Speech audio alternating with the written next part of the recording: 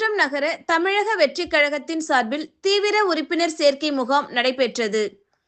தமிழக வெற்றிக் கழக தலைவர் விஜய் உத்தரவின் பேரில், மாநில பொதுச் செயலாளர் புஸ்ஸி ஆனந்த் ஆலோசனையின் பேரில், திருவள்ளூர் தென்மேற்கு மாவட்ட கழக செயலாளர் எம்.எல். பிரபு அறிவுறுத்தலின்படி, செங்குன்றம் நகர தலைவர் விஜய் தலைமையில் தீவிர உறுப்பினர் சேர்க்கை முகாம் நடைபெற்றது.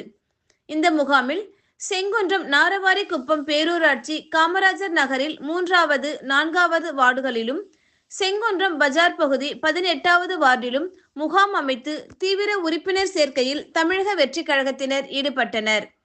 இந்த உறுப்பினர் சேர்க்கை முகாமில் இளைஞர்கள், இளைஞிகள், ஆண்கள், பெண்கள் என பல்வேறு தரப்பினர் தங்களை உறுப்பினர்களாக ஆர்வமுடன் இணைத்துக் கொண்டனர்.